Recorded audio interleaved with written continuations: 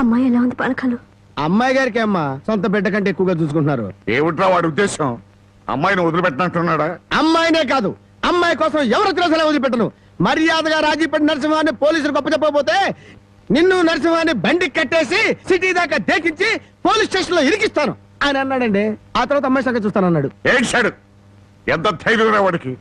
అమ్మాయిని వదిలిపెట్టకుండా దానికి ఏమైనా అన్యాయం జరిగిందో ఆ ఊరంతటిని శ్మశానం చేయిస్తాను. ఏమండి, అతనితో ఎందుకు వచ్చిన గొడవండి? మీ పంతాల వల్ల పౌరుషాల వల్ల పెళ్లి కావాల్సిన పిల్ల బ్రతికి అవుతుందో ఆలోచించారా? ఏంటండి ఇంకా ఆలోచిస్తారు? మీ మేనడికి ఏ ఉరి శిక్ష యావజ్జీవ శిక్ష వేరు కదా. ఒకవేళ జైలుకి వెళ్ళినా ఈ నెలలోనో వచ్చే నెలలోనో తిరిగి వస్తాడు. కానీ పరాయింట్లో ఉన్న ఆడపిల్ల ఏ కడుపుతోనో తిరిగి వచ్చిందంటే మీ పరువేం గాను.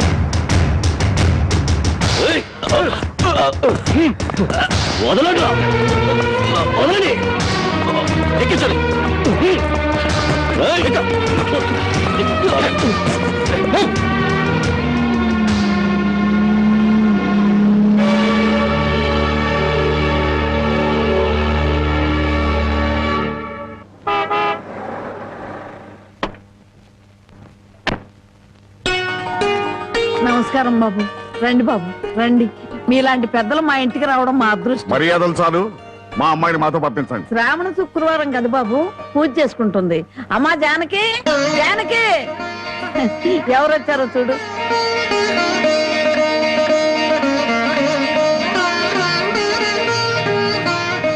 నన్ను క్షమించు. ఒక దుర్మార్గుని జైల్లో తోయించడానికి నేను దుర్మార్గుని కావాల్సి వచ్చింది.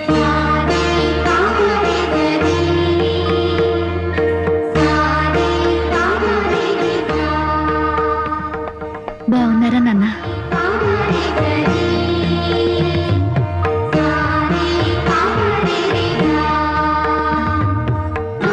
చల్లగా 100 ఏళ్ళు బ్రతికమ్మ.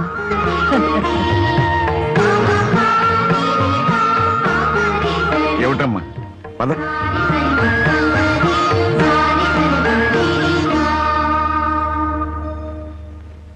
పదమ్మా. నన్ను క్షమించండి నాన్న, నేను రాను. జానకి, నీకన్నా పిచ్చి పట్టిందా? లేదు, జీవితం అంటే ఏమిటో ఇప్పుడే అర్థమైంది. పరాయి మగాడు బలవంతంగా నన్ను ఇక్కడికి తెచ్చి 10 రోజులు నన్ను ఇక్కడ ఉంచుకున్నాక మళ్ళీ మన ఊర్లో అడుగు పెడితే అందరూ నన్ను చూసి నవ్వరా? నా శీలాన్ని శంకించరా? ఎవరే నీ శీలాన్ని శంకించేది? ఊరి నడిగడ్డ మీద ఉరి తీస్తాను. అలా ఎంతమందిని ఉరి తీస్తావు నాన్న? ఇంత జరిగాక నన్నెవరైనా పెళ్లి చేసుకుంటారా? అలా చేసుకున్న నాతో సంతోషంగా కాపురం చేస్తారా? 10 రోజుల పరాయి మగాడితో పడుకునొచ్చావని నా మొగుడు నిలదీసి అడిగితే నేను నిజంగా పడుకోలేదన్న సాక్ష్యం నువ్వు చెప్తావా?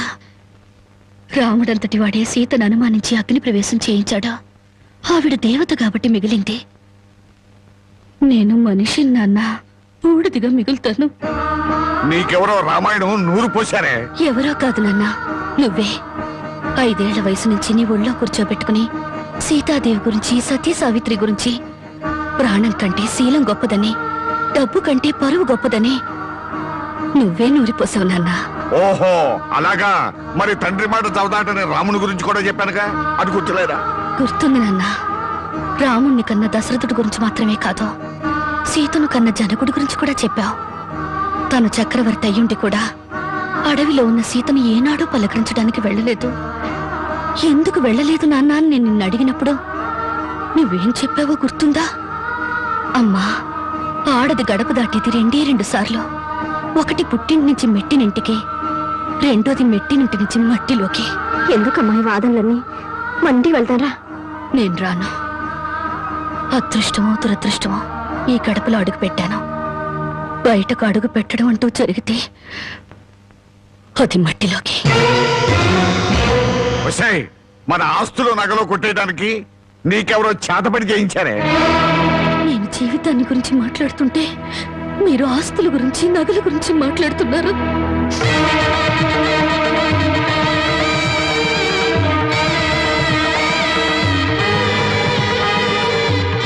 ఇదిగో నీ నగలు, ఆస్తులు నాకేమి వద్దా. ఈ ఇల్లు వదిలి రాను. ఏం చూసావే? 20 ఏళ్ళు కనీ పెంచిన మాకన్నా బలవంతంగా తెచ్చి 10 రోజులు దాచిన వాడే నీకు ఎక్కువయ్యాడా? పార్వతి, ఈ క్షణం నుంచి దానికి మనకే సంబంధం లేదు. వెళ్దాం పద. ఏమండి కాస్త ఆగండి. ఏయ్ నన్ను టెన్షన్ పెట్టుకో. వెళ్ళి నుంచి. అవునమ్మా, అమ్మా నాన్నల మనసు కష్టపెట్టుకు వెళ్ళు. ఆహా, ఆస్తి కోసం అందరూ కలిసి ఎన్ని నాటకాలు ఆడుతున్నారు. రాఘవయ్య మర్యాదగా మాట్లాడు. నువ్వెంత, నీ ఆస్తులెంత? నీకు డబ్బుంటే ఉండొచ్చు కానీ పౌరుషాలు పట్టుదలలో మాకు ఉన్నాయి. ఉంటే దాన్ని ఎప్పుడో బయటికి నెట్టేవాడివి. డబ్బు కోసం గడ్డి తినే రకం. రాఘవయ్య పదమే. రాఘవయ్య అసలు నీ మూలంగానే మేము ఎన్ని మాటలు పడ్డాం. మర్యాదగా ఇంట్లోంచి బయటికి వెళ్ళు. చావో బతుకు ఇక్కడే తెలిపోవాలి. ఇక్కడి నుంచి మాత్రం వెళ్ళను. నీ మొండి వేషాలు నా దగ్గర కాదు. చివరిసారిగా చెప్తున్నా, బయటికి వెళ్ళు. నీ వెళ్ళను. వెళ్ళకపోతే మెడబట్టి బయటికి గెట్టేస్తా. డ్రైవర్, పోనీ.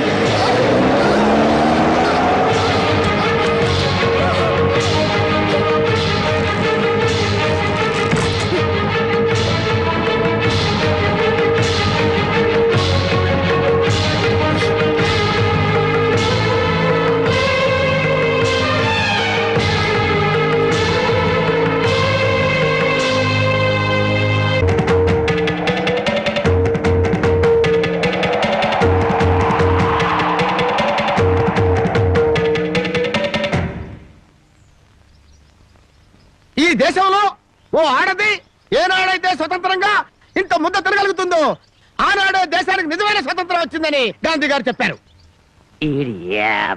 ఎరా ఓ పూట తిండి కోసం గాంధీ గారి గురించి భారతదేశం గురించి ఎందుకు మాట్లాడతావురా? అది కాదండి, ఒక భారతీయ పేగు ఆకలికి మాడిపోకూడదు కదా అని మాట్లాడాను సార్. చాలే ఊరుకోండ్రా. అందరికీ న్యాయం చెప్పే రాంబాబు నీకు అన్యాయం చేయడు. రామ్మ,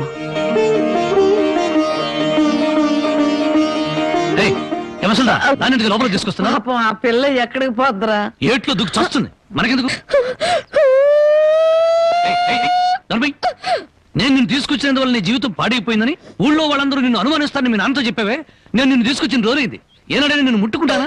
కనీసం తప్పుగా కన్నెత్తిన చూశానా? నువ్వు చెప్పవే బామ్మ. ఏమోరా, 24 గంటలు నేను మీ పక్క నుండి చూస్తున్నానా ఏంటి?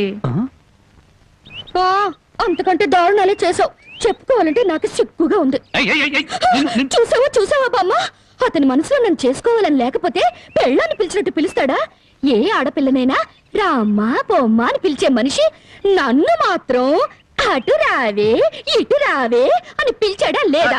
దేనికి రమ్మన్నాడో తెలియదు గాని రావే పోవే అని మాత్రం అన్నాడు. నన్ను ఎత్తుకొచ్చిన రోజున నువ్వు పక్కనుండగానే ఆయన చేతనే నాకు అన్నం తినిపించాడా లేదా? తినిపించాడు. అది ఆకలితో ఎక్కడ మైకం వస్తుందోనని పసిబిడ్డకు తినిపించాను. అది తప్ప. మరి ఆ రోజు నీ వండి పెట్టిన చేపల కూర మొత్తం తినేసి దీన్ని కట్టుకోబోయేవాడు చాలా అదృష్టవంతుడని ఒక రకంగా చూశాడా లేదా? చూశాడు.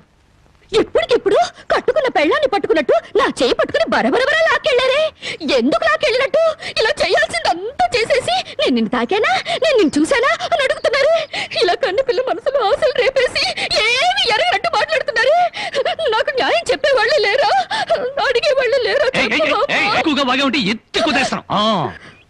ఎత్తడాలు కుదేడాలు పెళ్ళయ్యాక చూసుకుందా. ముసల్దానా, గొడవ పెద్దదయ్యేలా ఉంది. ఇప్పుడు మనం ఏం మాట్లాడినా ప్రయోజనం లేదు. వెంటనే పెళ్లికి ఏర్పాట్లు చేసేయి. ఈ రోజు నాకు పెళ్లి చేసి నా జీవితాన్ని సర్వనాశనం చేయాలని ప్లాన్ చేస్తావు. ఊరుకోవా, పెద్దవాళ్ళు పట్టుకొని ఇష్టం వచ్చినట్టు మాట్లాడతావు. ఈ పెళ్లి సభ్యంగా జరిగితే మహంకాళికి మేకపోతు కోసిస్తాను మొక్కుందంట. ముక్కుందా? ప్రతిసారి ఏదో ఒక ముక్కుపుడి పేరుతో ఊళ్ళో ఉండే మేకపోతలన్నింటినీ ఇలాగే కోయించేసింది ముసల్ది.